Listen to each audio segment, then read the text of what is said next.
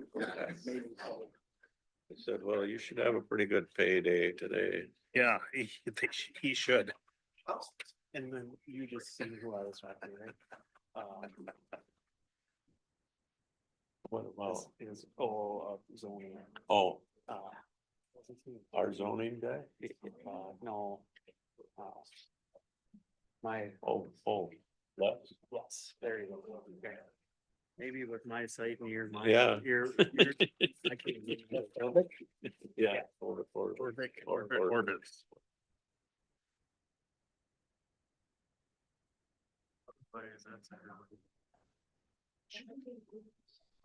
You know, they're rules to the board. That's like-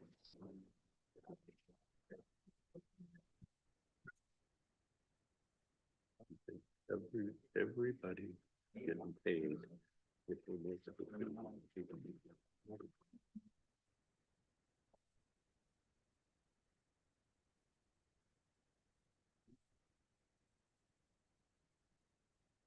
Yeah. He can't pay for it. Large, I know. There's a lot of pressure there. Yeah. It's taking forever to load up. I got so frustrated the other day, my iPad, everything I went to do wasn't working. Finally, I'm just gonna wait till Tuesday morning. I'll have Ryan look at it. I was trying to get a picture. Well, this paper box.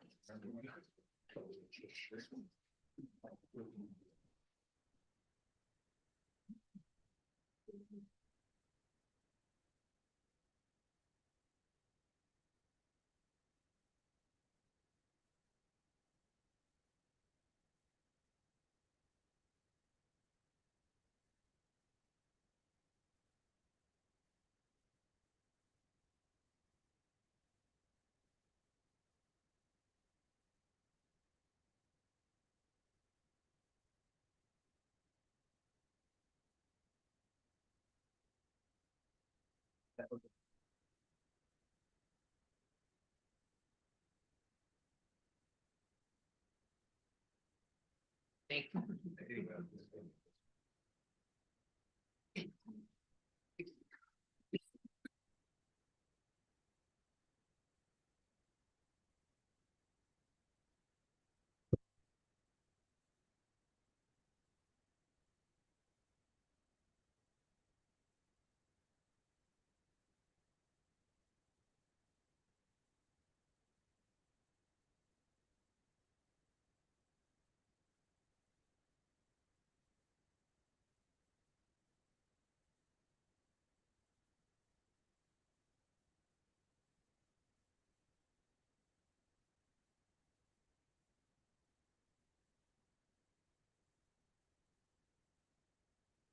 Holy.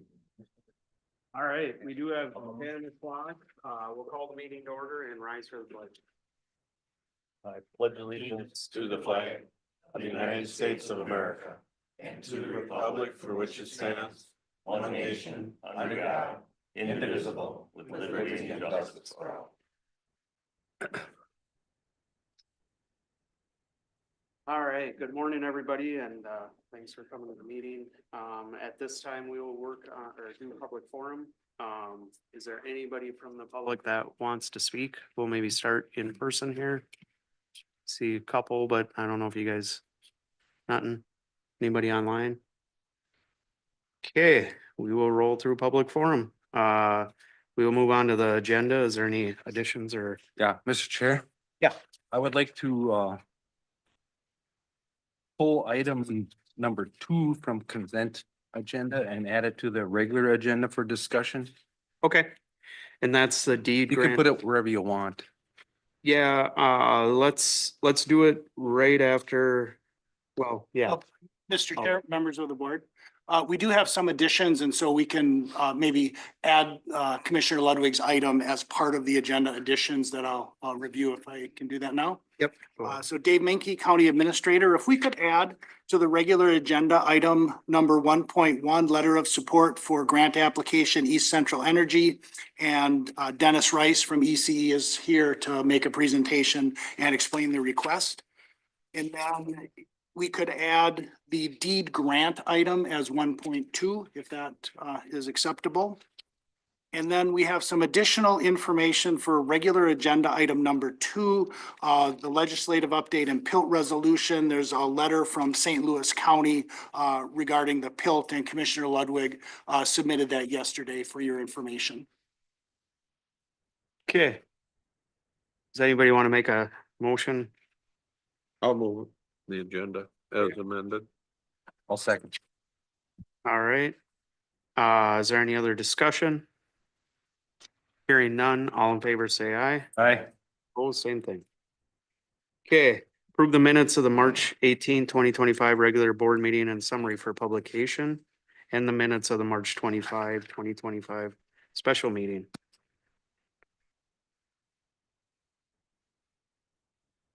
I'll move. Second. Okay, any discussion? Hearing none, all in favor say aye. Aye. Oh, same thing. Acknowledge the minutes of boards, committees and correspondence, the Pine County Surveyors Report. I'll move that. All right. Got a second?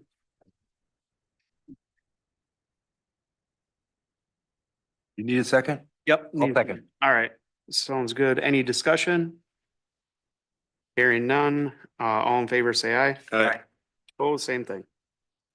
Okay, consent agenda. Someone wants to make a motion for the consent agenda with that modification. We already pulled that off, so. I will move as that was amended. Okay. Second,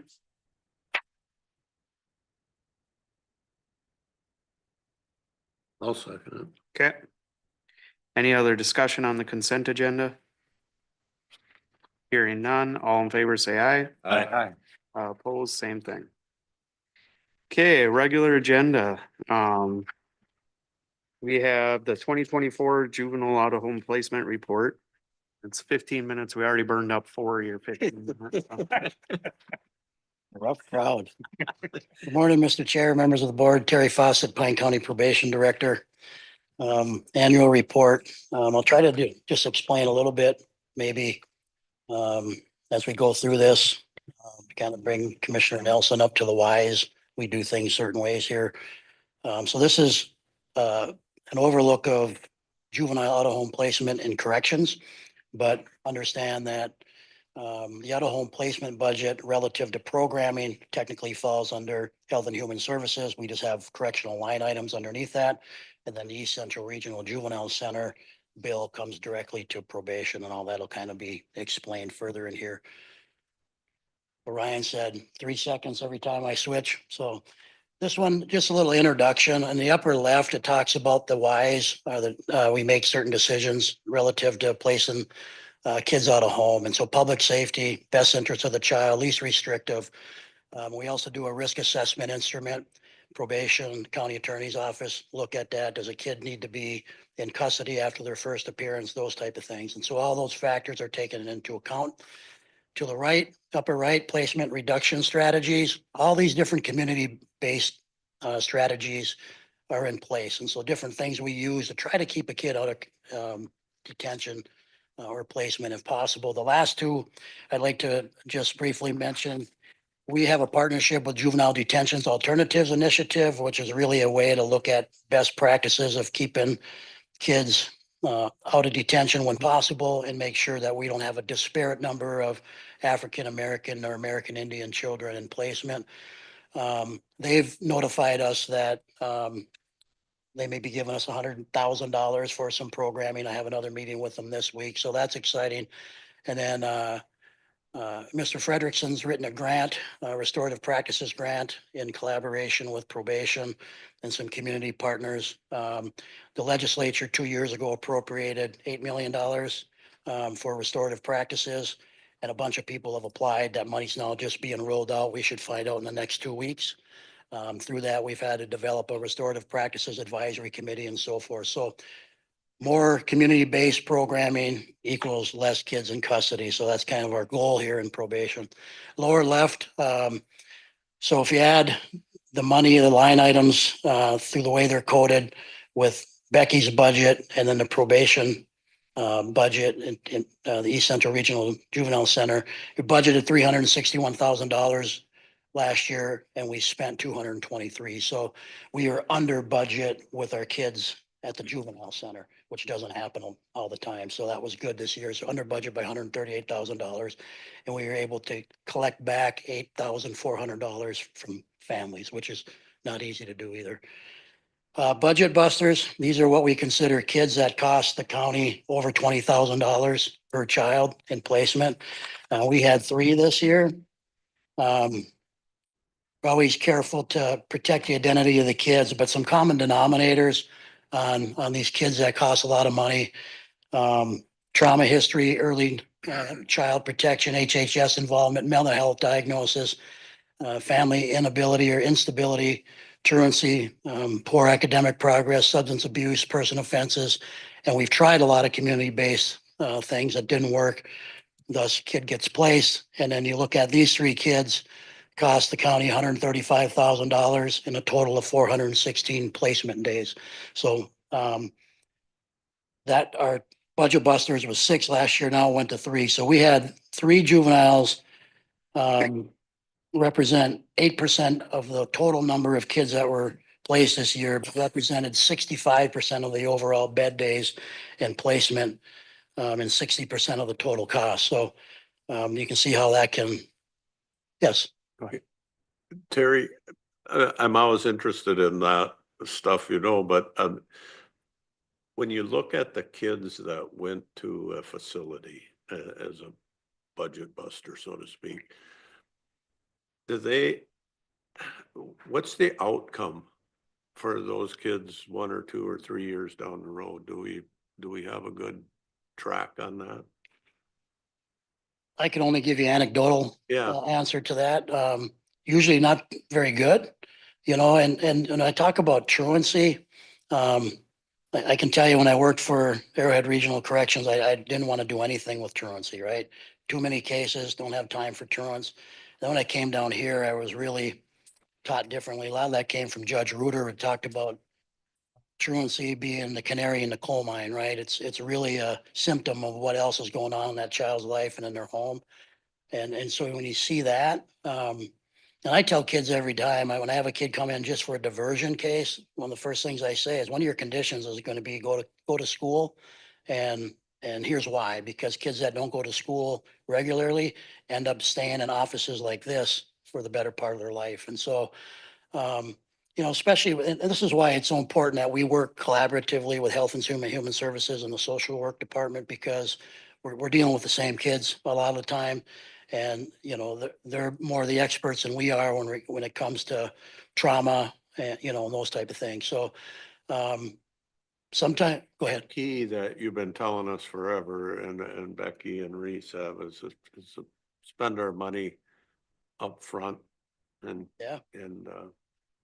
because we're not going to, historically, we're not going to fix them by sending them to a treatment center. I agree, and we've had some really young kids come in through our restorative justice program. Where you're dealing with 11, 12, and 13-year-olds that have done some pretty significant harm to their school or their community. The road ahead could be quite challenging if you don't have a lot of different community options. And that JDAI partnership, by the way, I've reached out to community partners who would like to be involved with us to maybe try something different.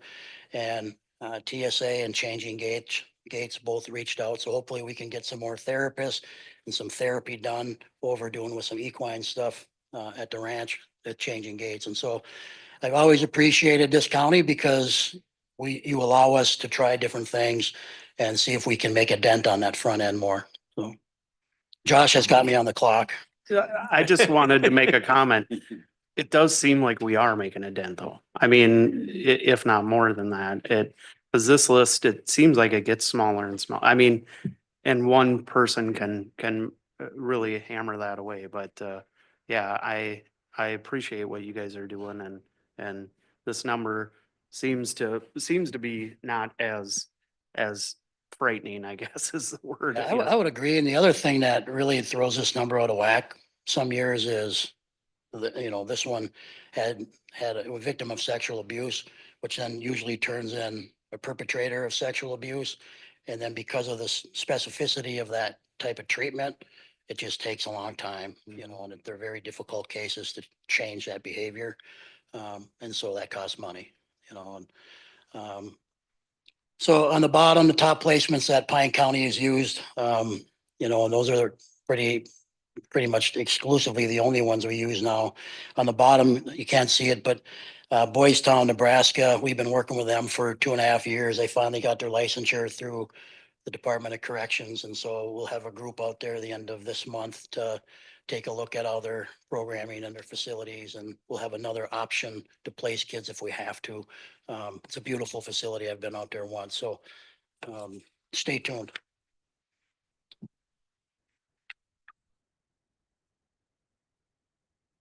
So this talks about the average length of days of placement for kids this last year in probation was 18 days. So we had 36 kids placed this last year.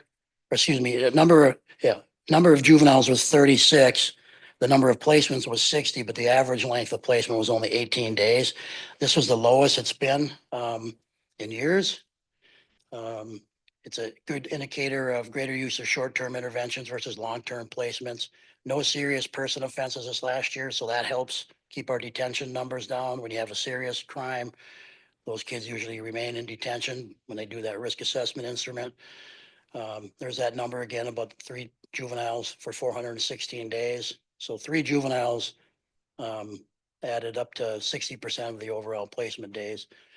And then I think that's actually supposed to be 65%, but 33 juveniles use 372 placement days, or an average length of placement of 7 days. That to me is a big teller of the work that we try to do in a community, that we're just putting kids down at the juvenile center till they can come up and make their first appearance. And then they meet with the county attorney's office in court, probation, and the kid gets released back out in the community with some community strategies versus keeping the kid in placement.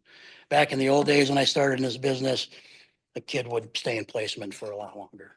But the good work of JDAI has helped with that as well. Mhm. So, just a quick.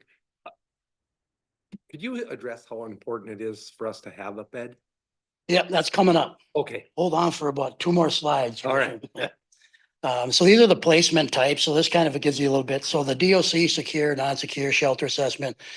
So when you look at secure detention off to the left, East Central Regional Juvenile Center in the blue, the large slice of blue DOC secure, that's what comes out of probation's budget. Last year was $325 a day. That's going to go up. I'll get to that amount in a minute.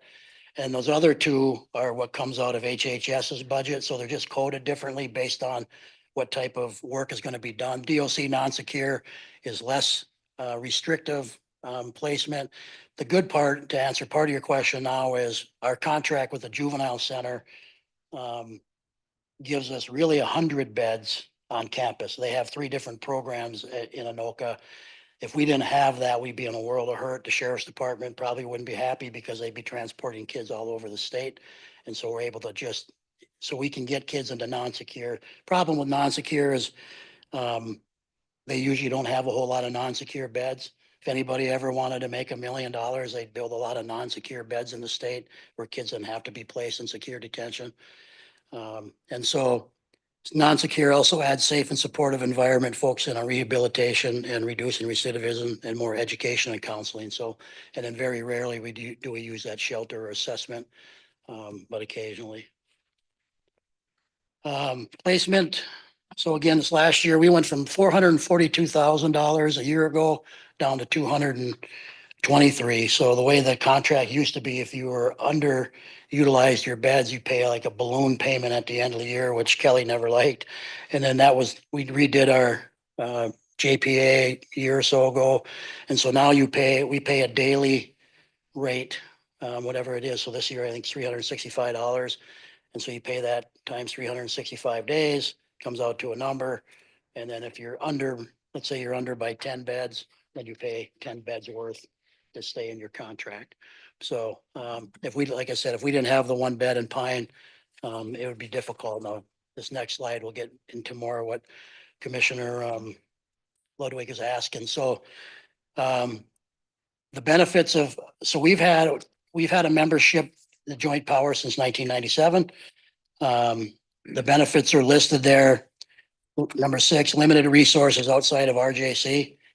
There used to be what, 5, 6 counties, and now there's 19 different counties that are in that JPA because there's no place else to place them. That's a big problem in this state. And then if you get a real serious crime, if something happens in Hennepin, for example, well, the kid's going to get placed there, whether you have a bed or not. They're just going to get in there and somebody else is going to get knocked out because of the severity of the crime. So 375 days will be now for members for this year. And if you're a non-member, you pay $455 a day. So that number goes up quite a bit. Last year, we used 340 days, so we were underutilized by 26 days. So you write a check for 26 days and send it off to them. So again, if you didn't have that contract, that would be worse, much worse. And it used to be, it says here, historically, there was an average of about 2,000 non-member beds per day that would typically be used to help balance that budget. And this last year, there was only 71 non-member days. So more members are now using the facility, especially when you have 19 member counties in there, that other counties that don't have contracts are having a hard time finding people or finding a place to place kids. So bed days, again, 340 days, East Central Regional Juvenile Center. It was one of the lowest over the years, well below an average of 480 days, which we've had.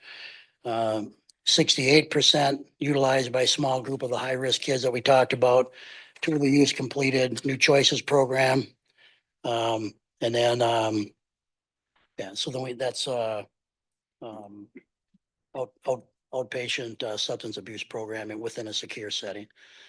Out of the 340 bed days, 129 bed days were used for simply secure detention, and the other 211 bed days were used for program placements such as seed to CD programs. So only 129 days last year did we put a kid simply for, we got to put you down there, you got arrested today, probably released tomorrow, and added up to 129 days. So it's a good indicator that when we do keep kids down there past that 7-day average, it's because they're in programming. Mr. Chair?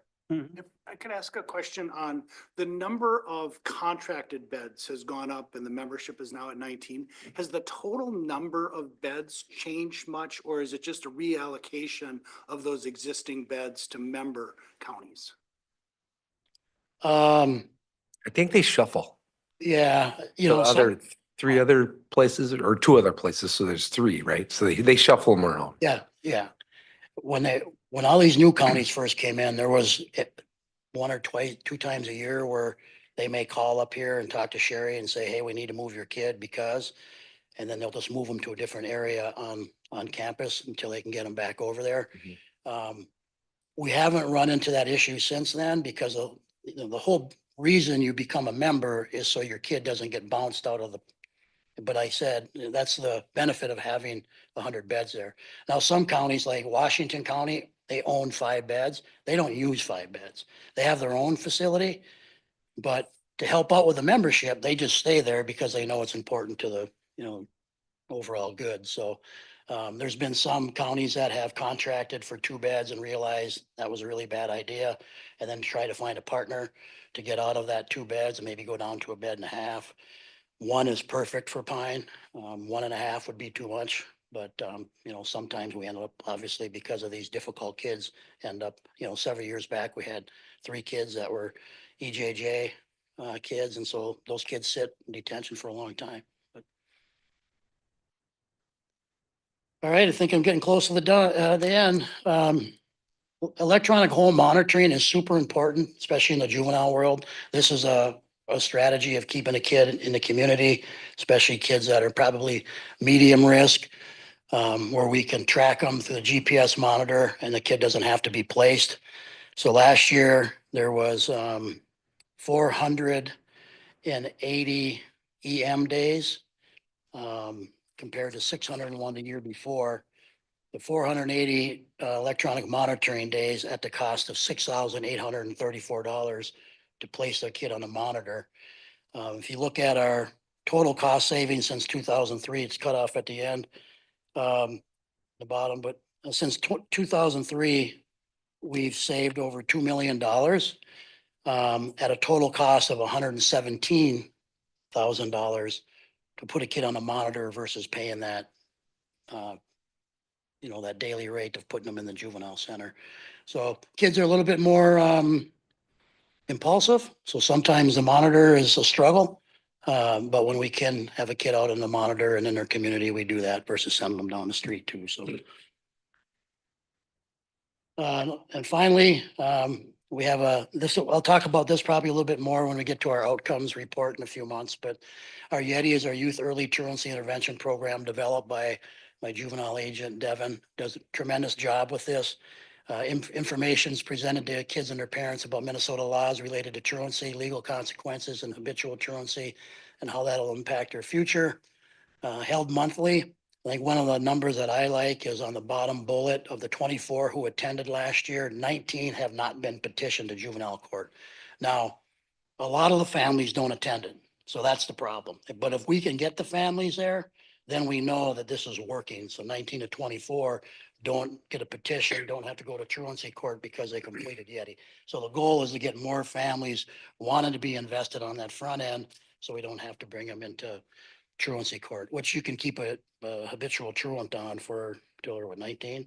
So, it behooves kids in a lot of ways to stay out of truancy court. But then lastly, our community alternatives budget is just another line item where we place a little bit of money that try to provide incentives. We know through corrections that if you provide some meaningful incentives to adults as well, that there's a better outcome for them. I have up here transportation, driver's education has been a big one. Habitual truants, that's been a big one. They have kids who can't pay to go to driver's ed or to take the test. So we say, okay, you take care of your end of the bargain, then we will pay for that out of the probation budget so you can get your driver's license. So we're trying to get kids that incentive so they want to do well and then now return to the system. So. And that's it. Any questions? Commissioner Nelson? You gotta have one question because I went over my time. Well, I maybe wanted to follow up a little bit on the question about number of beds. Has that statewide increased at all, or is that constant? The number of available, build out as far as structure, yeah. It's been a constant problem, and probably in a crisis in the last 5 years or so. And there's not a lot of great answers on how to address that. I was on a committee, a governor appointed committee last year that looked at some of these issues, and that was a big one. And then that we've done nothing. I mean, there's been no work after that committee to address those issues. So I don't know what'll happen, but Yeah, how many facilities have closed in the last 5-10 years? replacement facilities, Yeah. a ton of them. I mean, Yeah, Woodland that's what's Hills happening. used to be, we used to have Woodland Hills up in Duluth. It was around over 100 years. And then they tried to build a psychiatric facility in East Bethel and they over budgeted it. And because of that, they didn't have staff qualified to work there with the most challenging kids there are. They were getting assaulted. So the combination, they closed that. Well, then that ended up bankrupting a 100-year program up in Duluth. And then we've had Thistledew Camp, which was a Department of Corrections program. The kids would chop wood, but they did more than that. There was programming built around the chopping of the wood in the middle of nowhere up in Togo. And those two programs themselves, by going away, hurt the system big time. That's why we reached out to Boys Town to say, listen, we need help here. You know, if a kid has to go to Boys Town will put them on a plane. If the parent goes visits, they put them on a plane. They have their own psychiatric facility. Boys Town is not only a facility, but it's a town with their own police department, their own fire department, their own athletic teams. Because there just aren't enough places, good places, you know, because there have been other places that have also ended up in the newspaper because of staff that weren't so good and so forth. And so we're very careful about, we have a really good partnership with Village Ranch, Oto Cokato. And then the juvenile center is obviously what we contract to. So we want to send kids to our own place if the programming fits. You know, then if you're a sex offender, then there's specialized programming for that. But the detention piece of it is a big problem, you know. Department of Corrections has the juvenile prison, if you will, but they won't get into the detention game at all. Trust me, there's been plenty of directors that said, you know, couldn't you guys run detention out of Red Wing? And they won't do that. So if you didn't have this partnership, you'd be in a lot of trouble, you know. And there are sheriff's departments around the state that are taking kids, you know, from, you know, heck, Itasca County just got in with Bemidji because Itasca didn't have a place anymore. And so Itasca had to find out something. And now they just recently got in Bemidji. So that's still a haul, but it'd been worse if they wouldn't have got in with Beltrami County. So So the bottom line is there's less options than there were 10 years ago. much less. Less places to place kids. Yeah. Yeah. Which is, you know, but again, I mean, I'm a big believer that most kids don't need to be placed, right? But you have to have good programming, and restorative practices is good programming that is effective internationally. But you still have to have a kid. I'm all about the right kids need to be placed, right? If we have a kid who did something that harmed somebody to a certain extent, you have to be placed. We don't lose sleep over that, right? But most kids don't fall in that category. And my department, my two agents work their tail off to work with kids in the community, so we don't have to get to that point. But, you know, having good community partners is huge. You know, having TSA in your backyard and the ranch down the street is big time because, you know, I think Changing Gates is one of the coolest programs in the state. We just happen to have it over in Brook Park, you know, so. Reese, anything you want to add on the juvenile world? I did a great job. Mr. Chair? Yeah. Just one little maybe technical correction on Terry's first slide where it gave the out-of-home placement costs and the HHS costs of like 2.3 budget and 1.8 actual. I think that number is closer to 1.3 million. Yep, my apologies. That was, I removed that this last night, and so you don't have that version, so don't worry about that piece. Becky will give you the correct number later. So that's why my version today only reflects the probation side of And things. the packet copy had it. So if you're looking at it, and I know Tracy in the back there took a picture of that slide. So just want to be sure Oh, that we're perfect. getting the right number out there. I got a question. Yeah, go ahead.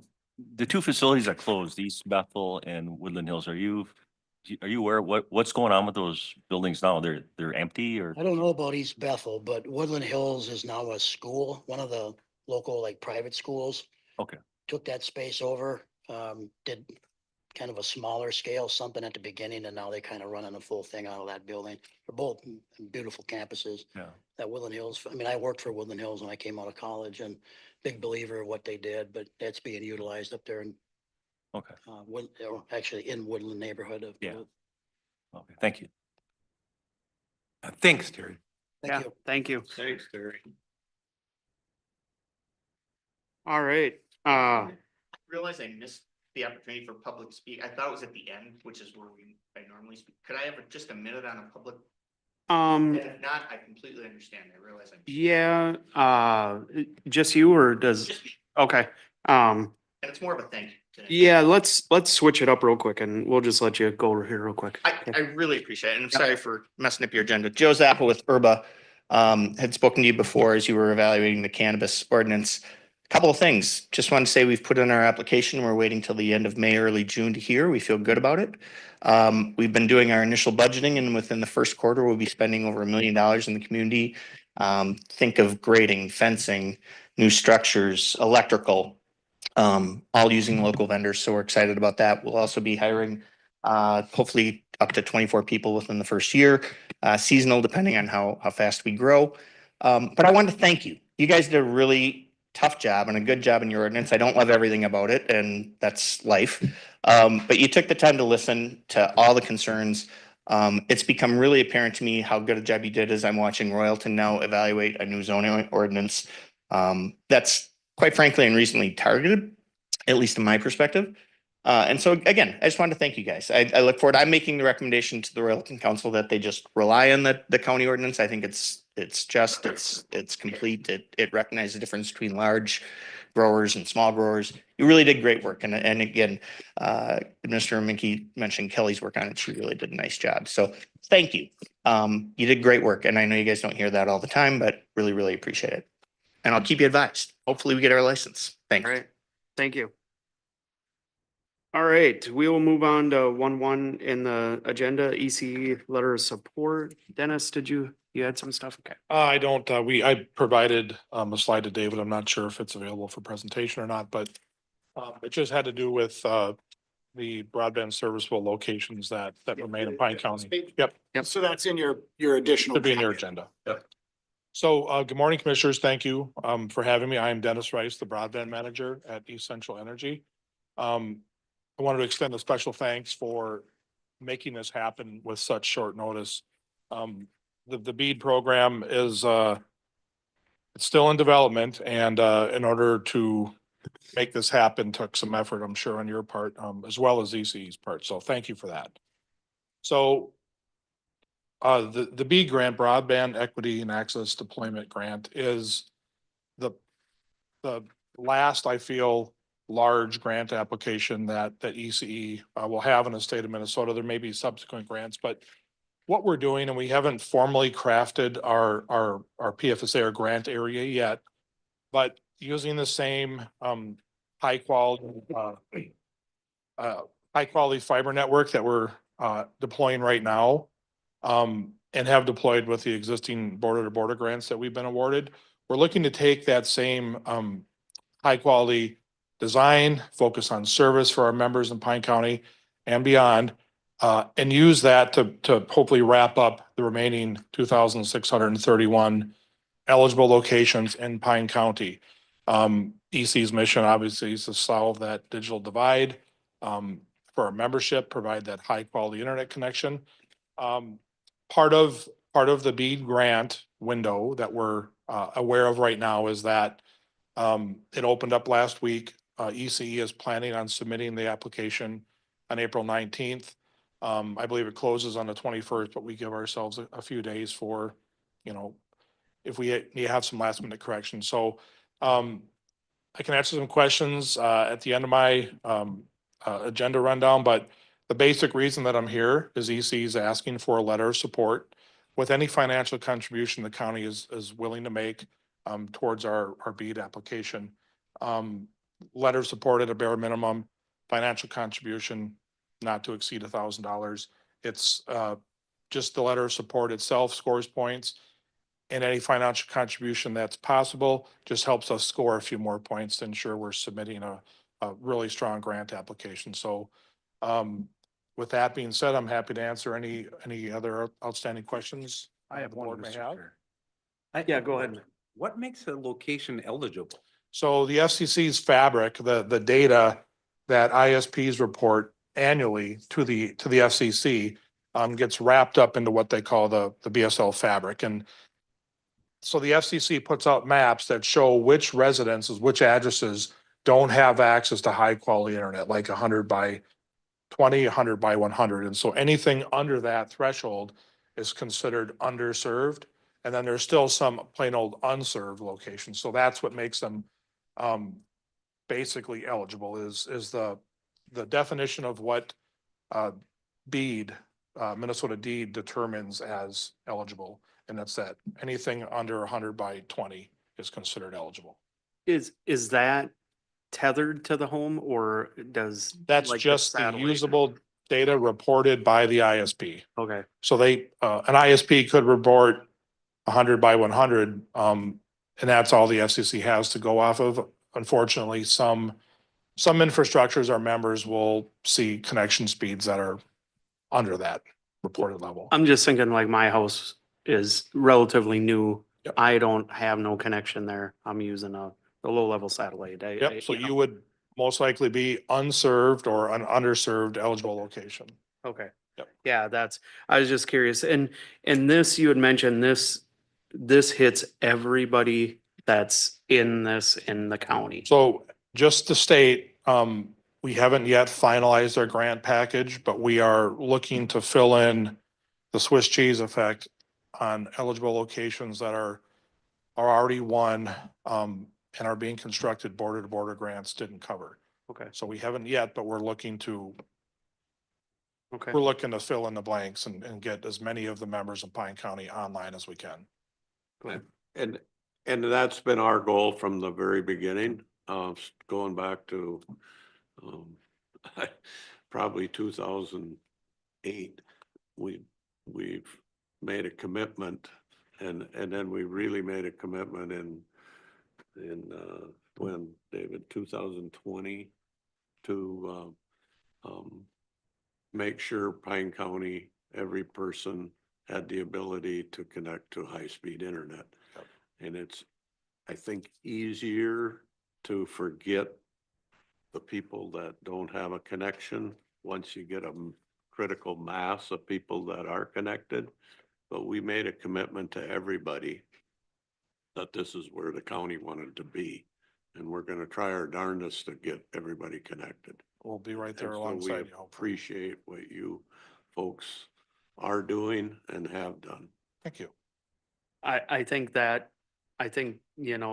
not to go back 5 years or 2020 when COVID hit, it was a huge eye opener that people even thought they were served decent. They weren't. I mean, Yeah. I had 3 kids in school, and we were trying to figure out how to get them connected and do their schoolwork. And I mean, it was ridiculous. It really was. And I've never really lived too far from a freeway or a tar road or anything like that. And I'd bring them to work with me so they could try to do something. And then, but I really think, like you said, we kind of looked a lot there and we're like, yeah, something's got to give here and something's got to get done. And I really appreciate you guys stepping in and doing a lot. So So on behalf of EC, thank you. I Yep. appreciate that.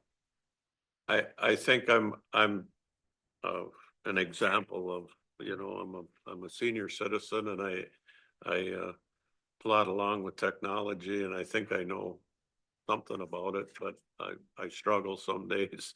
But yesterday I met with a doctor from Chicago, and I never left my living room. I needed some tax information. My tax accountant is in Hinckley.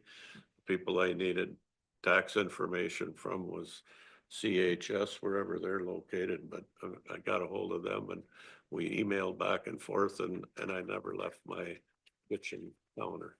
And I think that's what people expect that they can do. That's what our mission is. We're Yeah. gonna provide that. I could talk forever about the technical details, but I'll just say it is a true fiber to the home connection. There are no legacy antiquated infrastructure anywhere in our build. It is all brand new, state of the art, gold standard internet connectivity. So we're looking to expand it to the rest of the members here in Pine County and beyond.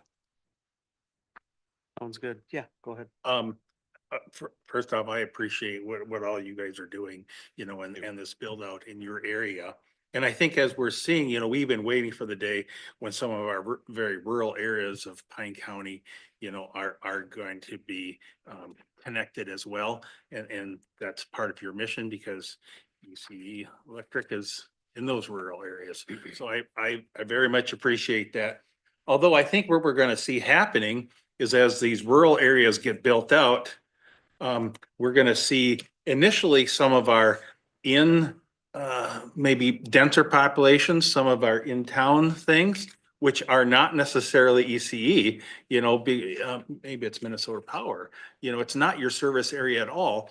But because they were initially there, they have older systems, maybe don't have fiber. And so I think we're gonna see them falling behind in a way. And so we need to be thinking about that as well. You know, it's just small pockets, but it's maybe be something that we're gonna have to be, you know, cognizant of here in the future. Yeah, I agree, Roger. We Yeah. gotta keep our foot on the gas. Mr. Chair, members of the board, just for full information, we did receive yesterday one more request for a letter of support from a company called MediaCom. I'm not familiar with them. Leslie has a video meeting scheduled with them tomorrow. They don't serve anywhere in Pine County that we're aware of. If we learn more and if it seems like we maybe would, you know, want to offer a letter of support, we could bring that back to the next meeting. I don't think they asked for money in their initial request. So just wanted to make you aware of that, that we'll have that meeting tomorrow and see where it goes. all right.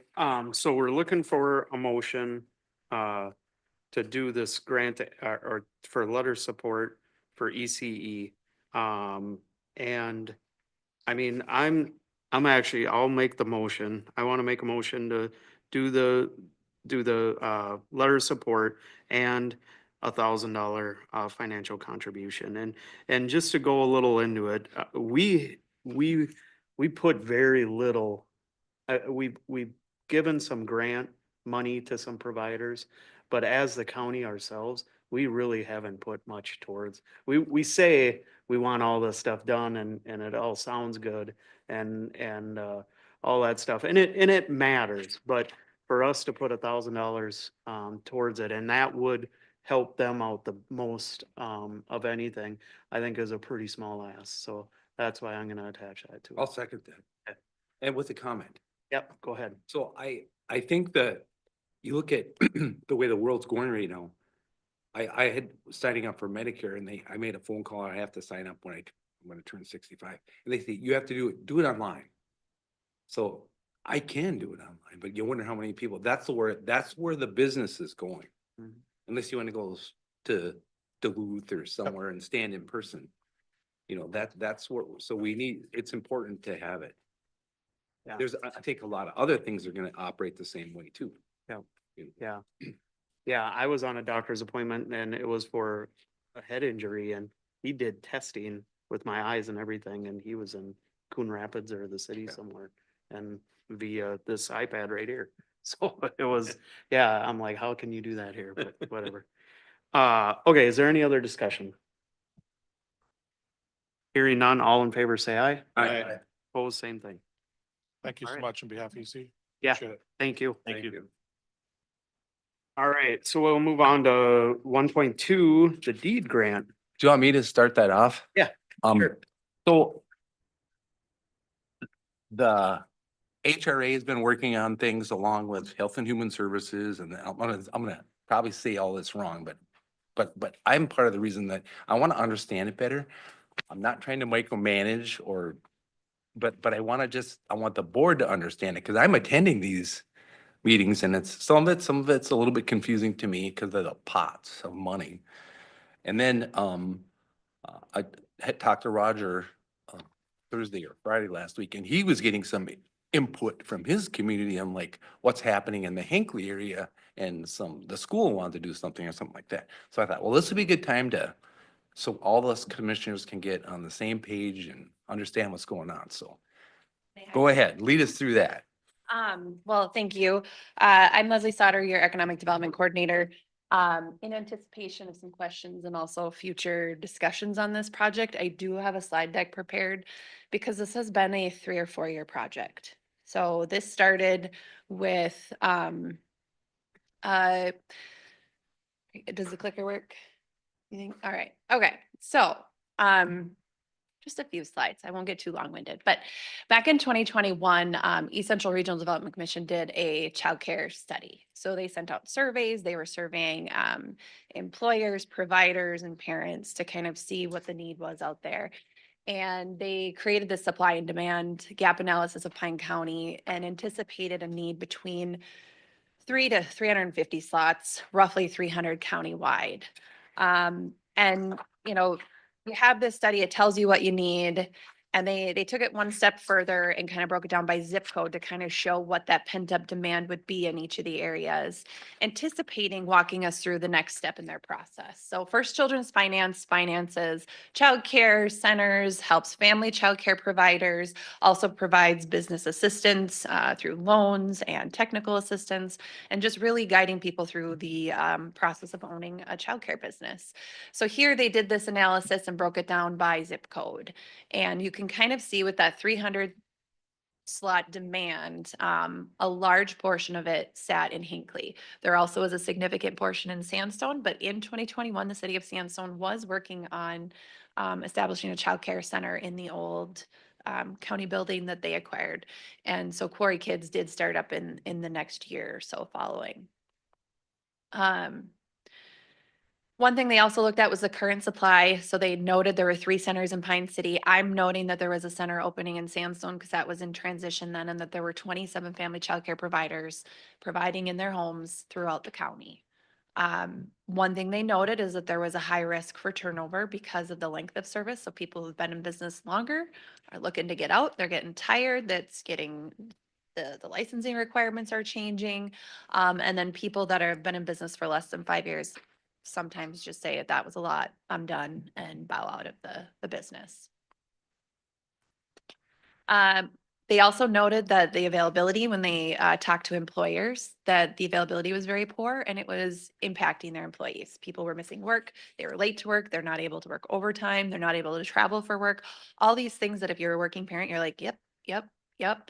And so our employers in Pine County were noting that as well. So not only is there demand for childcare slots, but there's also the demand for the availability for even people currently working. So out of that study, they had some recommendations, do some outreach, which we started doing through our county licensor, revamping, some of the education out there, investigating different models that could help provide childcare in different settings than had been done previously. And then looking into opening up an additional location in Pine County. And so that was great. They did a study, they gave us their recommendations.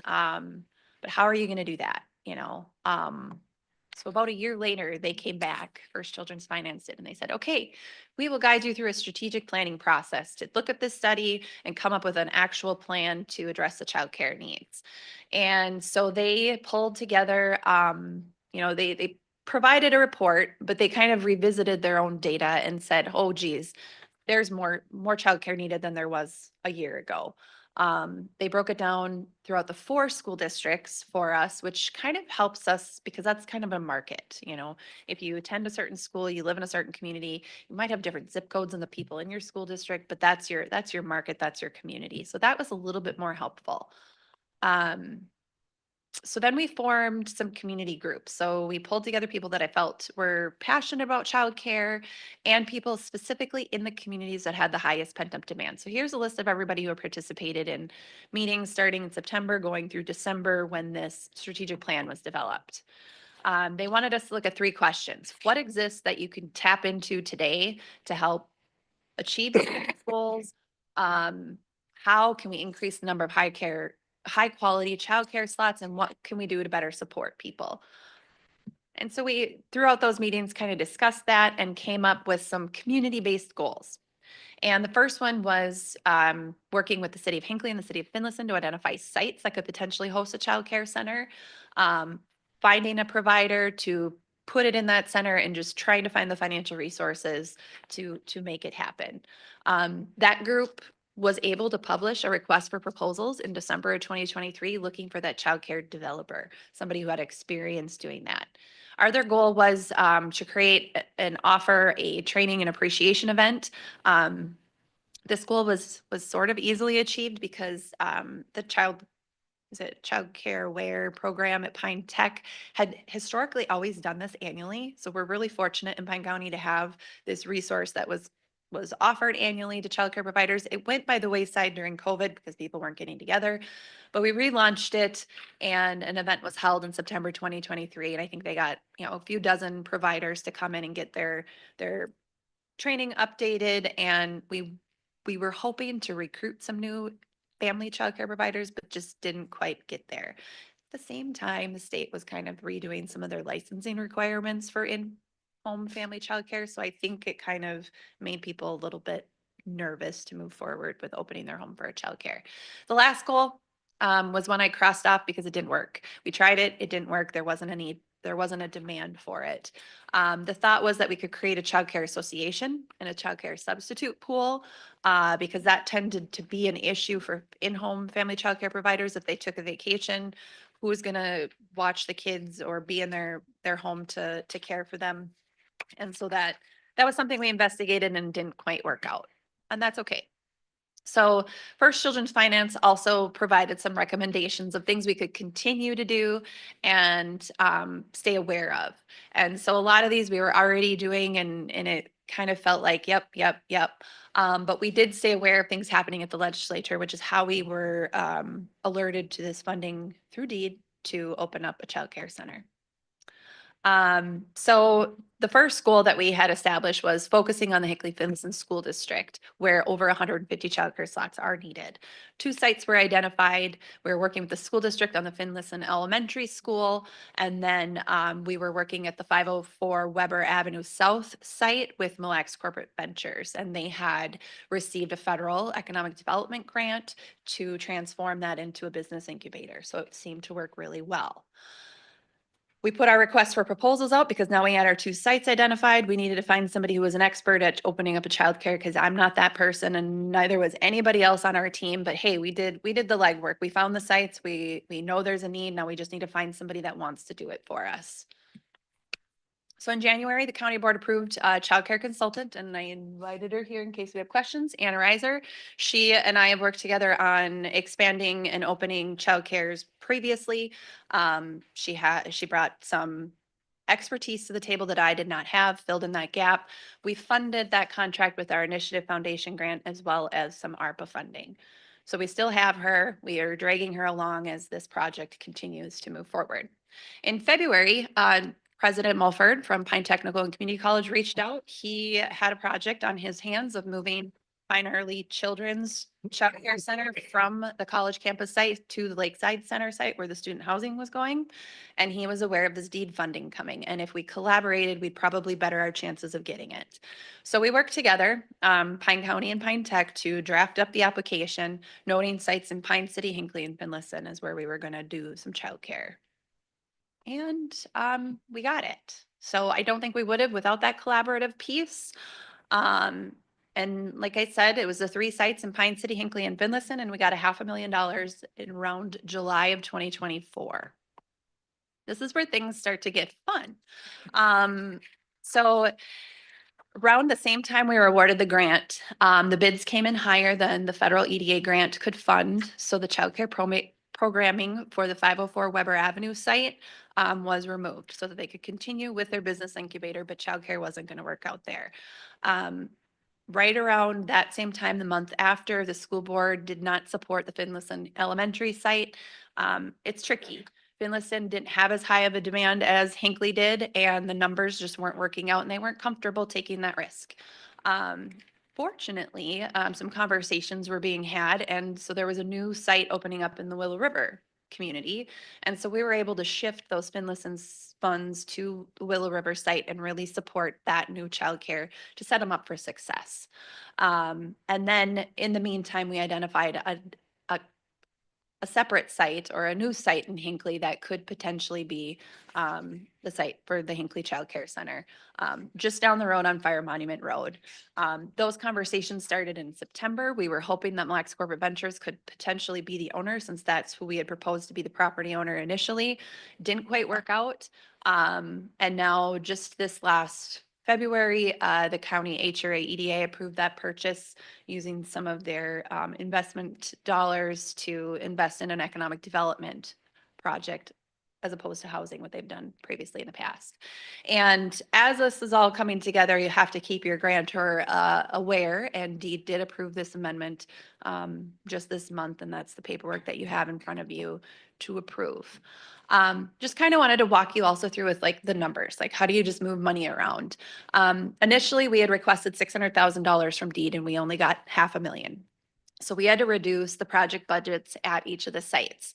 And I would say we were very, we really wanted to support the Finlayson site as much as we could, but the numbers weren't there. So we reduced their slots from 24 to 14. If you look under the total slots column, to accommodate that reduction in funding between our request and our award. Then we submitted an amendment when we knew the Finlayson site wasn't going to work. And so I shifted some of the funds, not only from the Hinckley site, but also the Finlayson site to the Willow River site, based on what that program's needs were, as well as her ability to match those dollars with what she'd already invested into the project.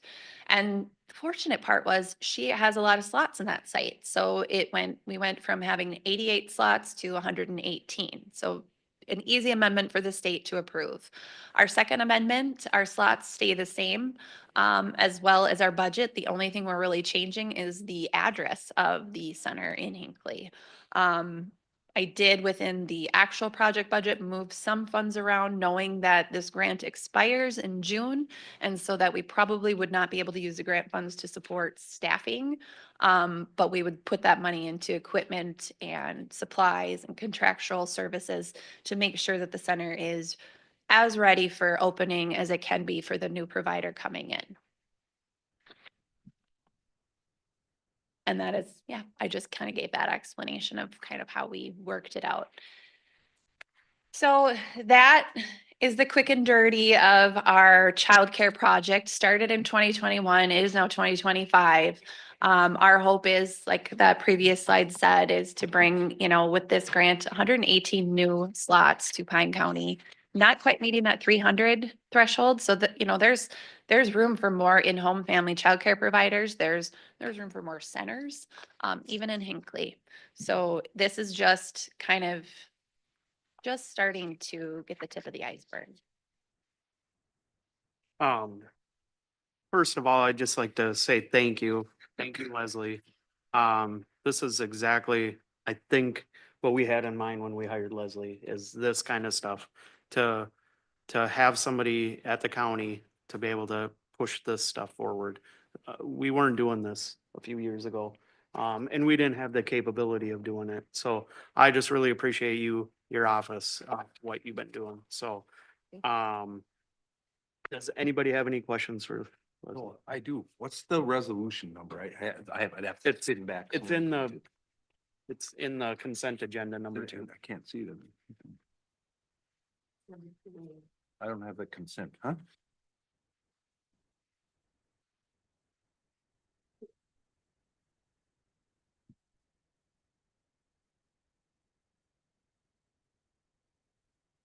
I got a question on the building. I've seen there was a correspondence and email from Rick Lewis that sits on the HRA EDA board. Mhm. Nobody's locked into the purchase of the building yet without looking at the other options of other buildings that are available.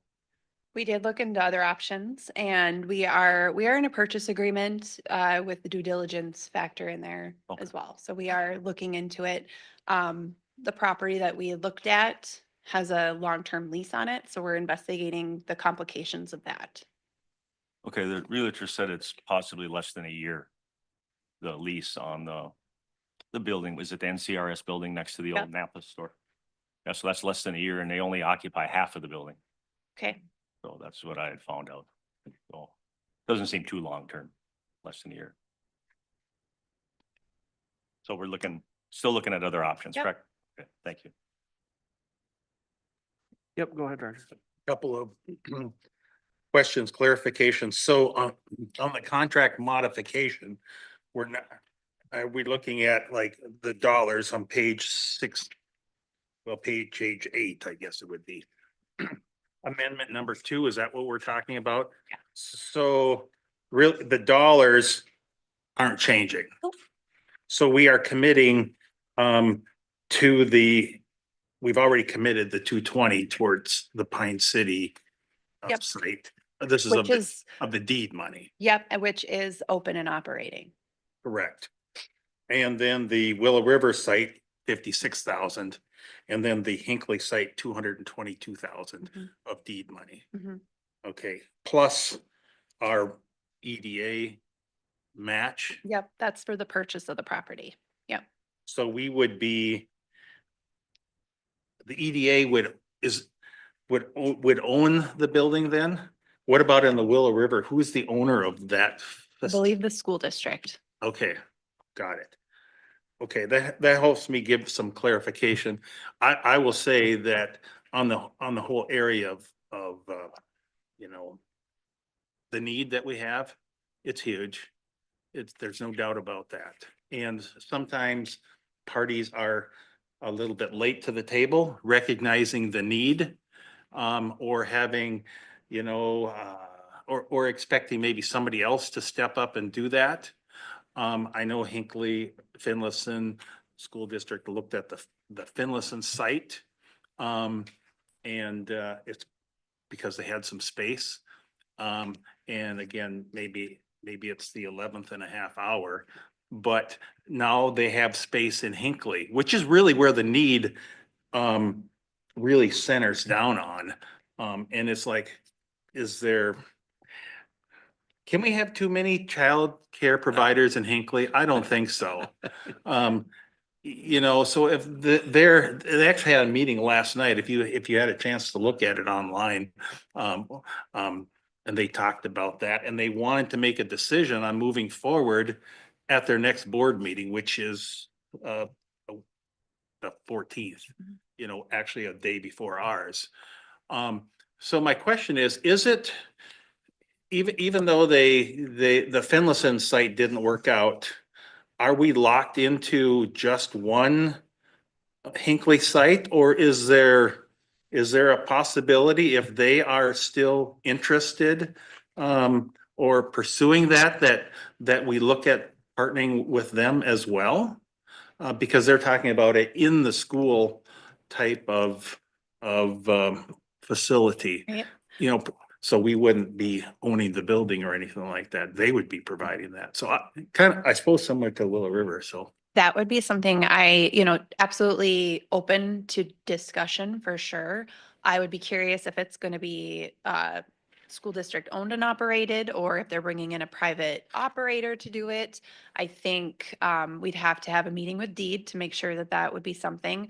And I would be curious, to know what age ranges that they're serving, what their financial needs are, because this grant does expire by the end of June. And Correct. so if it's not the same amount of slots, if it's less, that would be concerning. I mean, there's so many factors that would have to be weighed. So I would definitely, we did have a couple school board members on our planning committee. So I would definitely open the invitation to have a discussion and see what they're thinking, what they've planned out so far. If we pass this amendment today, would there be any opportunity for that to be amended again? If that, Yes. I mean, I know our time is ticking, but maybe in the next 2 weeks or three, Right. because at some point we have to say, no, Yeah. enough is enough. Knowing that the amendment process takes a few weeks. So like you have to kind of know what your plan is, set up your meeting with Deed, draft it out, get their approval, and then come back to you guys. That whole process took about a month. So they'd need to know pretty quickly what their plan is, what their needs are, so we can have those discussions. Well, I don't want to stifle what we're doing, Right. Yeah. in anticipation, but at the same time, I don't want to cut off what could possibly be in addition. Do you understand where I'm driving at? Yep, Mr. Chair, I agree with you, Roger, but I think I would be comfortable moving ahead with what we know right now. And making, I would move ahead with this resolution And then direct Leslie to, she knows those people and just sit down with those people and see if there's, what's their next step? Cause we know what our next step, we have to keep moving along or we'll be here in July Yeah. and going, geez, we missed a golden opportunity. Mr. Chair. Yeah. So how much time do we have? Once this grant dollars have to be locked in by? Well, I would say, and I'm glad you asked that question because, once the amendment is approved and sent down to the state, our plan was to put the project at 302 Fire Monument Road out for bid. Because only until those bids come in do we really know what the build out's gonna cost. We're estimating it. We're hoping that it's within the 220. If it's beyond that, then we have to scale it back and really start scratching our heads and finding additional funds to make it work. So should that prove to be difficult or impossible, we would be doing another amendment. Having a backup plan, would that be cool? Yes, absolutely. But until we get those bids, we won't know, and we're not going to put it out for bid until we know we can move forward with the amendment. So we're in a tricky situation, and meanwhile, once it goes out for bid, then we get a little bit more serious about attracting and retaining our provider. So we've had conversations with people who have experience with family childcare, who've run centers themselves. We're starting to kind of vet those people to see what they would look like coming in to run it. And so, those conversations have already begun, and they would get a little bit more serious once we're bidding the project out and once we award a contract, to start moving that forward. So nothing would stop, but conversations need to. Yeah, so what happens then? If you can't afford that project and the EDA owns a building then at that point, right? Well, we Or is wouldn't- that gonna all happen at the same Right, time? Right. It won't be closed on unless we have that. Right. Okay, so then it would just flow to like we just did from the casino to this one. As long as we have time, we could, if that one doesn't work out, we could move to the school one. So they should keep moving. And I think that's kind of where we're at is move forward with this, roll with this. If we have to amend it, we'll amend it as we go. But at least we're rolling, we're going forward. We can push forward. And I like that idea. And I like all the concerns and questions about it. And here's the next thing. This grant's done in June. So all of a sudden the school district comes in with a great product. Maybe we can get another one. I don't know. But to see this started 3 years ago, hot and heavy, really working to this point, and we're really running out of time. We don't have a lot of time to run. So I think, does that kind of satisfy Roger? Well, it does, as long as we're serious about the possibility Yeah. of an amendment number 3. Mhm. Yeah, I don't know that they were looking for at least the conversations that I had, the 222,000, they were not looking anywhere near that. Mhm. I mean, we're talking, I don't know, 30 to 50,000 at somewhere's in that range, Mhm. and some of those questions that you asked, they were actually discussing some of those very specific questions. So I was glad to hear that. I would support it as long as we are honestly pursuing the possibility of an amendment number 3 as well. Mhm. I had anticipated another amendment anyways, so. Okay, well, there we go. I will move this amendment and I'm looking for the number and I can't find it. I don't It's a think long- there's There is no- a number, it's just Yeah, amendment it's a number long 2. one. That's what I was looking for too. There is no dollar change. It's just, Okay. I would move the amendment as Leslie described. Okay. Holland moves it. We got a second? I'll second. Okay. Any other discussion? Mr. Chair? Yes. Commissioner Waldham had emailed a question from the attachment A. I don't know, Leslie, did you have a chance to do on that Ojibwe cultural element?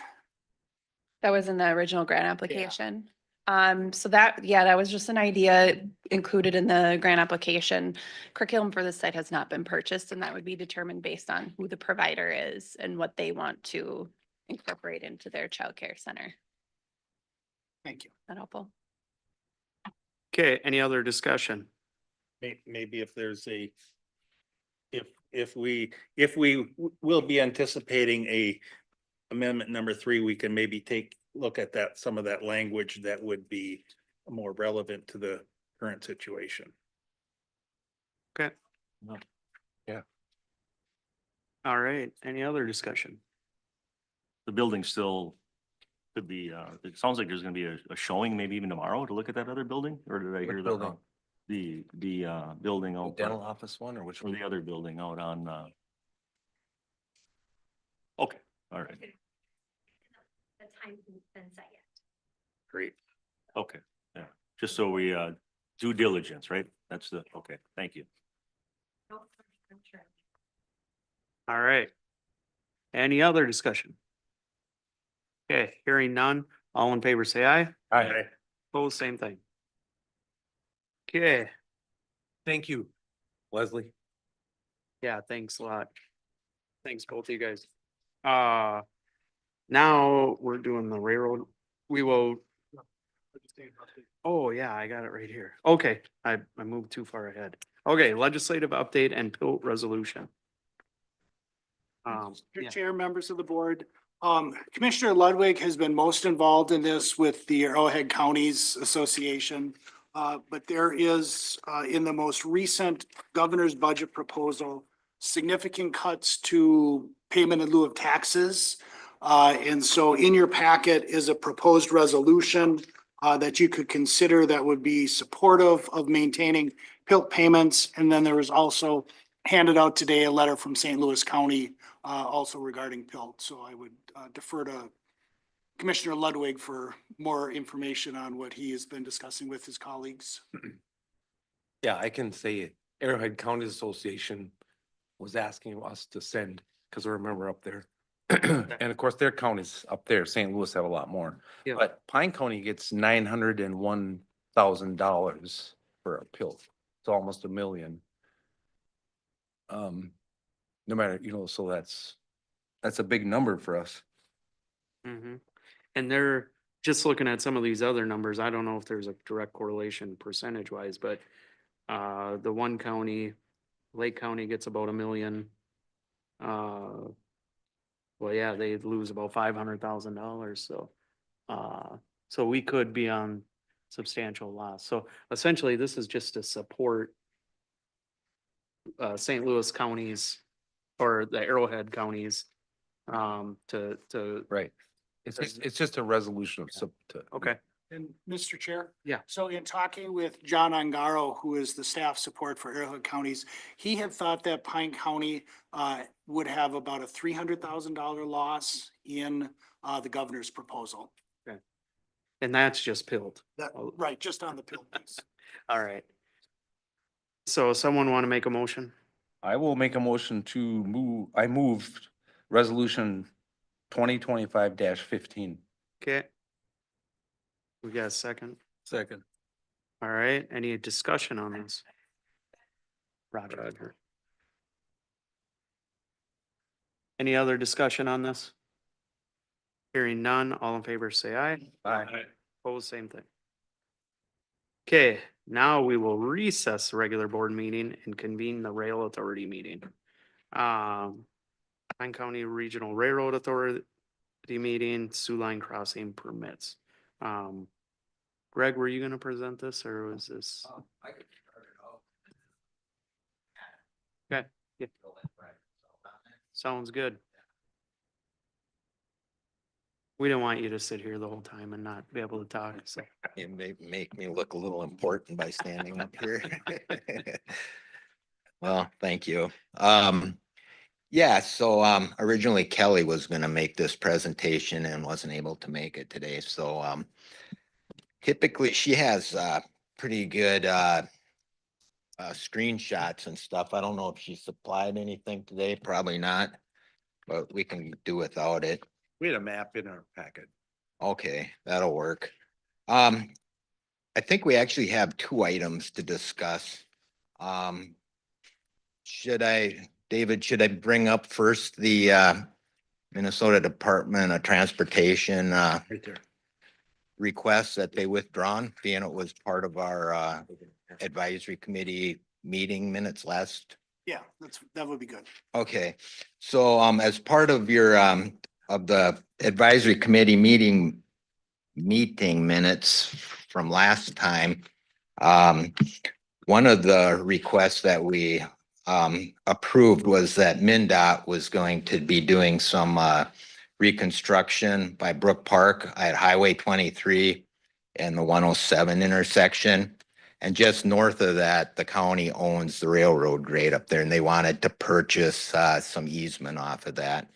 Interesting enough, the ditching on the highway already is within the county's ownership, but they were looking at purchasing some easement there and then doing reconstruction. However, they have reassessed their priorities, probably because of the governor's budget, I'm just guessing. But they want to focus their attention on the I-535 Blonick Bridge project. And that's in cooperation with Wisconsin as well. That's supposed to start in 2027, and I think it's earmarked for somewhere around $2 billion. So they were withdrawing their request. Possibly in the future, they may come back and look at this project, but for right now, it's been withdrawn. Any questions on that at all? No. Okay, so then moving forward, and this was, I think it was in February that that the board may have reviewed this request here. And we discussed it at our March 5th meeting. And we can dive back to when Pine County did not even own the railroad grade, the Sioux Line grade. And it runs from Denham, west of Denham at the county line, and runs all the way up through Birch Creek Township into Sturgeon Lake Township, and then exits into Carlton County. So it pretty much goes straight across both of those townships. And before we even owned that, of course, there was landowners that have property on both sides of the grade, and they had railroad crossings to get to the other side of their property with the railroad at the time. So when we purchased the grade along with other counties, these crossings still existed, and we created an ordinance at the time, which allowed certain activities on the grade. And one of the activities that we did allow with a permit was these crossing permits. And to date, there's probably, I think I got 14 of them identified here that are active. And many of these are from before too, so they're grandfathered in these permits. And originally we had 10-year permits on these, which have since lapsed. And within our Sioux Line ordinance, which has been updated in 2018, it does identify these as needing permits, crossing permits. And I believe our request was to have a 10 or 20-year at first at the last one, but through our discussion at the advisory committee, we thought we could have these as indefinite, so they would not need to be renewed. And then if for some reason we needed to revoke them, we would give them in 1 year period of notice.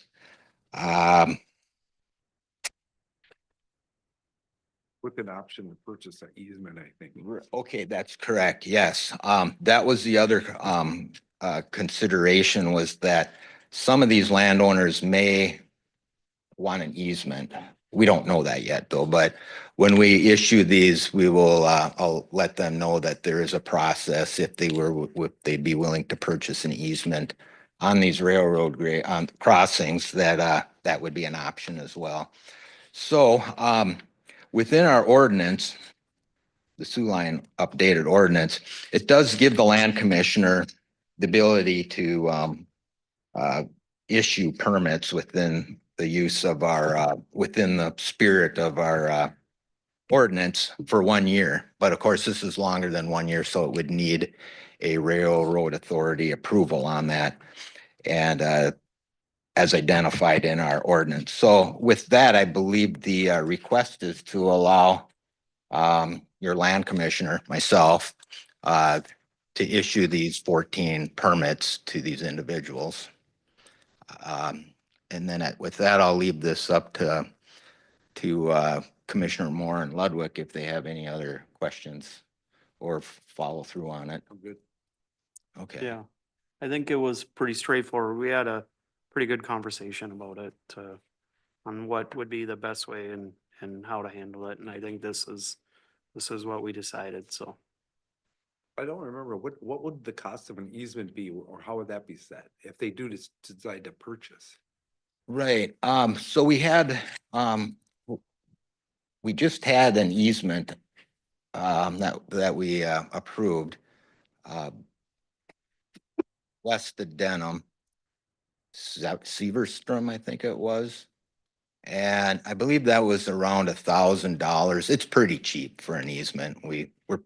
If it was a private, situation, it would definitely be more, but we also require that there's a survey. And that particular location had been surveyed already. So I think it was might have been 500,000. Anyway, it was in that ballpark, and plus you had the expenses of having it surveyed, that location. So it can be a little bit expensive. The surveys typically are probably anywhere, a cheap one would be $3,000.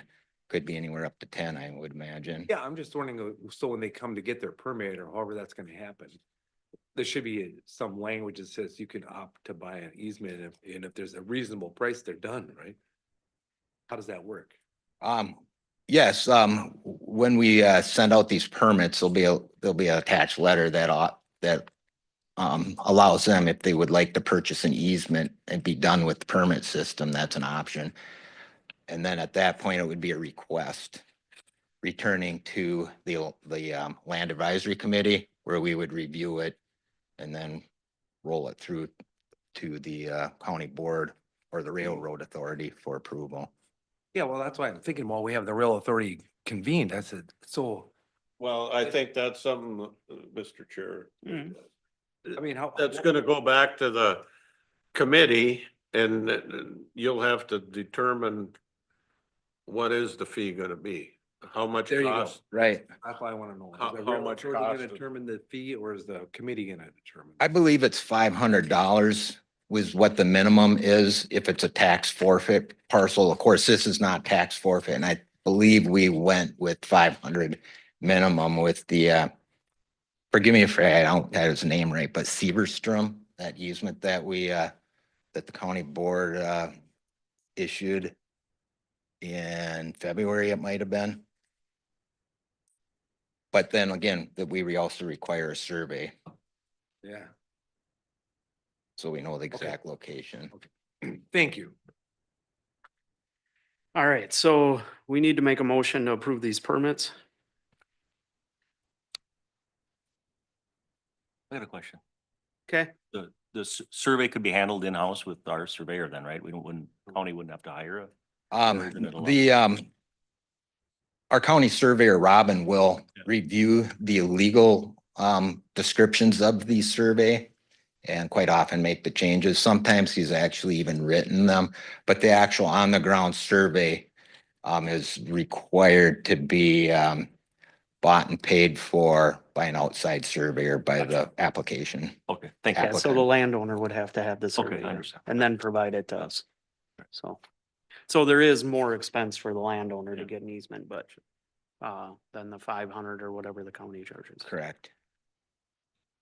I will move that, so. Okay. Got a motion? I'll second it. Yeah, second, is there any other discussion? Yes. Yeah, go ahead. Sure. I think it's great. I think I like the indefinite aspect of that. The only thing that I would, and I don't think it needs to be part of this, but maybe a policy wise is that I'd like it reviewed every time that there is a title change. Yeah, that affects so a landowner decides to sell, you know, and so there's gonna be a title change. Well, then they want to develop that piece into, and so all of a sudden it changes what happens. And so it's a process in which we could catch that. So we're not providing you know, it suddenly turns into a road. You know what Oh, correct. What I'm getting at?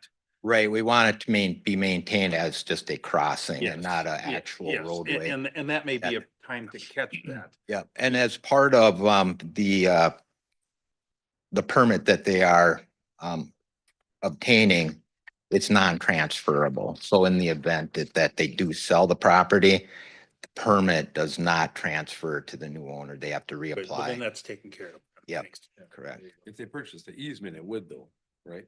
Yeah, and Yeah. no, yeah, and Dave just pointed out on this permit, it does say, yeah, it's non-transferable. And that's, I think, why the other one wanted the easement, because they're looking at maybe doing something with it, so they wanted to purchase it. So then if they go to sell it, then it's ready to do that. But this stays with the person, the current landowner. On the other individual who purchased the easement as well, I think that individual's looking long term that they probably are going to sell the property at some point. And without a easement, their parcel would be considered landlocked, where they might have some problems with a mortgage company or something. Yeah, so there is an avenue to remedy that. Yep. Okay, any other discussion? All right, hearing none, all in favor say aye. All right. Opposed, same thing. All right. Thank you, Greg. Yep, thank you very much. Thanks, Greg. Thanks, Rick. We will adjourn the rail meeting and reconvene in the regular board meeting. Commissioner updates, Highway 23 Coalition. You got it. I could speak to that. I had, both JJ and I are on that one, as well as NLX. And I had asked if I could attend those for this month. Something came up at the last minute, so I did not attend the 23 one, but I did attend the NLX, so I will. Okay. Mr. Chair? Yeah. If I could just add a note on the Highway 23 coalition, I did see Scott Johnson at the AMC conference I was at last week. He's a Benton County Commissioner and very active in the Highway 23 coalition. And he just wanted to be sure that we knew that if we wanted a conversation with him or other members, that they'd be happy to meet with us at any time to talk about the coalition and the coalition's work. Mr. Chair. Yeah. Maybe it would be a good idea to have him or somebody come to a cow meeting. Then we could have, it's been a while since we've had that. Okay. Data, really, what they got planned on this end of the 23. Sounds good. Arrowhead counties, I didn't make it. okay. Canceled Snake River, canceled Technology, NLX. It was a brief meeting. Getting a quorum was a challenge. It was made, but it was, yeah, so there was nothing new to report. HRA, EDA. Kind of talked a little bit about that, but. HRA, EDA. Yep. Would you make it? It was, well, we covered a big chunk of it, the building, the school, so I won't go over that again. But there was a letter, a correspondence sent to them to support, better get my glasses on here. Affordable housing in Hinckley, a Commonwealth Development Company, whatever, so they're gonna do a 44 bed something. It's a building and it's gonna be west of the freeway exchange, and then there's a little road that goes south, like just west of the liquor store there, and it's gonna build a housing there. It's gonna be affordable housing. There's gonna be 1 bedroom, 2 bedroom, up to 3 and up to 4 bedroom, 44 units. So they gonna do a letter of support on that. Then we had a discussion on the purchase of the 302 Fire Environment Road, which we pretty much beat to death today already. And then the other correspondence was the street project that's happening at the North Court Apartments. That whole the main street that goes east and west there, that's all tore up now for, water and sewer and stuff like that, but they still have access down the alley and then the, court on the other side, court, or no, thanks Court Avenue on the other side. So that it's not harming anything as far as the movement from the buildings and everything. Otherwise, it was pretty much a normal meeting, no issues. Things flowing good. All right, perfect. Thank you. Looks like zoning board's canceled, Central Minnesota EMS.